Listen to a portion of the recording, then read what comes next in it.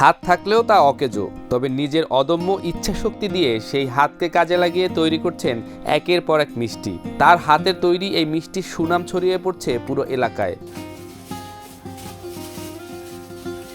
3 বছর বয়সে অজানা রোগে ডান হাত অকেজো হয়ে পড়ে দীপন রঞ্জন দাসের। পরে আর তা ঠিক হয়নি। এরপর থেকে নানান প্রতিকূল পরিবেশের সঙ্গে লড়াই করে এখন তিনি সফল। সুস্থ সবল অনেক মানুষই হেরে গেছেন দীপনের অদম্য ইচ্ছা আর আত্মসম্মানের কাছে। আমি ছোটোবেলা যে সময় আমার হাতের সমস্যা ছিল, আমি সময় বয়স প্রায় আমার 3 বছর প্রায় 4 বছর এরকম।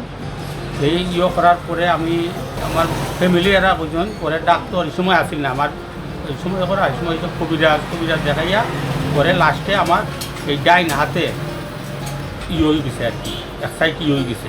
সমাজের অন্য 10 জনের মতো স্বাভাবিকভাবে 2 হাত ব্যবহার করে কাজ করতে পারেন না দীপন রঞ্জন দাস। তারপরও সুনামগঞ্জ পৌর শহরের 16 ঘর এলাকার এই বাসিন্দা ভীষণ জনপ্রিয় তাদের হাতের যশের কারণে। উকিলপাড়া এলাকায় মায়া মিষ্টি ঘর এখন সুনামগঞ্জ ছাড়াও অন্যান্য জেলাতেও সুনাম ছড়িয়েছে। খুচরার পাশাপাশি একসঙ্গে বেশি মিষ্টির প্রয়োজন হলেই সবাই ছুটে আসেন দীপন রঞ্জন দাসের কাছে। আমাদের যে মিষ্টিটা সুনামগঞ্জের বাইরেও যায়, এরপরে মানে যতটা সরকারি কিছু প্রতিষ্ঠান আছে এগুলো আমি মিষ্টি দিয়ে আছি। এরপরে আপনার বিশ্বপুর সুনামগঞ্জ আর বিশম্বরপুর সিলেন্ট অফিস মানে আছে বিভিন্ন ধরনের সরকারি যতটা আছে আমি এগুলো মিষ্টি দিয়ে আসতাম। দীপন জানান তার হাতে তৈরি রসালো মিষ্টির নিয়মিত ক্রেতা ডিসি অফিস, সুনামগঞ্জ পৌরসভা, জেলা পরিষদ, ইউএনও অফিস সহ বিভিন্ন গুরুত্বপূর্ণ দপ্তরের লোকজন। প্রতিদিন অর্ডার ছাড়াও 20 থেকে 30 কেজি বিক্রি হয় তার দোকানে। আমার যে মিষ্টিটা মোটামুটি খুবই আছে ভালো, কাস্টমারে বলে, আমি নিজে করি না, কাস্টমার করে আয়। আর কয়েক ধরনের মিষ্টি আছে, আপনার কাছে সুগার একদম সারা এইটা মানে সামথিং সুগার আর কি। মোটামুটি এখন হাই আমার প্রতি মাসে মোটামুটি খুব ভালো আছে। এখন আমি মোটামুটি প্রায় 30,000 টাকার মধ্যে এমনি আমার সব মানে ফ্যামিলি মোটামুটি ভালো পায়।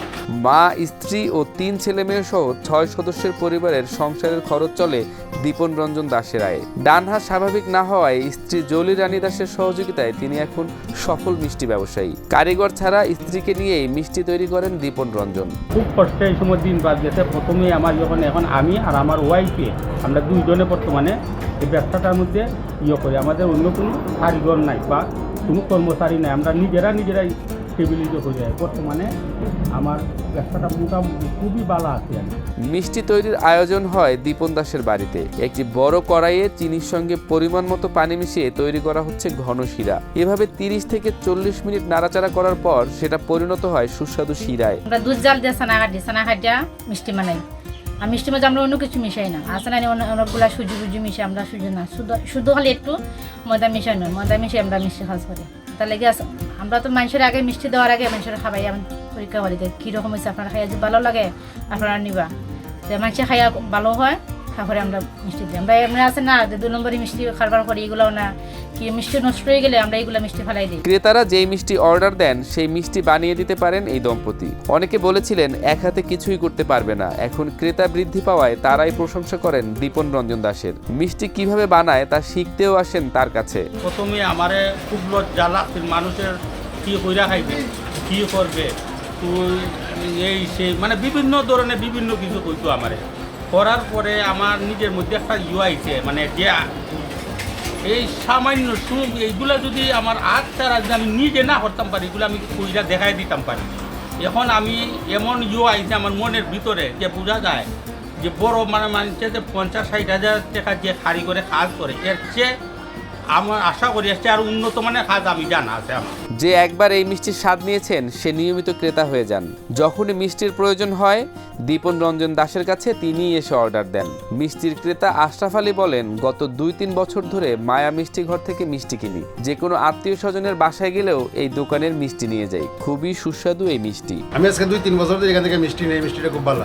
সবসময় আমার দরকার হইলে মিষ্টি এখান থেকে নেওয়া হয়। আর আমার ব্যবসা আছে বাজারে, এবারে বাসাত অনুষ্ঠান হলেও আমি এই জায়গাতেই নেওয়া হয়। এবং অনেক পার্টি আছে আমার পরিচিত, আমি বললে দিই ওখানে নেওয়ার জন্য। যেভাবে দায়িত্বশীলতার সহিত উনি মানুষকে মিষ্টি তৈরি করে, যেভাবে মানুষের মন জয় করে নিয়েছেন, মায়া মিষ্টিঘর এবং দীপন বাবু একে অপরের সাথে জড়িত। মায়া মিষ্টিঘর ইদানিং সুনাম ও শহর ছেড়ে সিলেট বিভাগের মধ্যে এমনকি বিদেশে অনেকে এই মিষ্টির প্রশংসা করে থাকেন।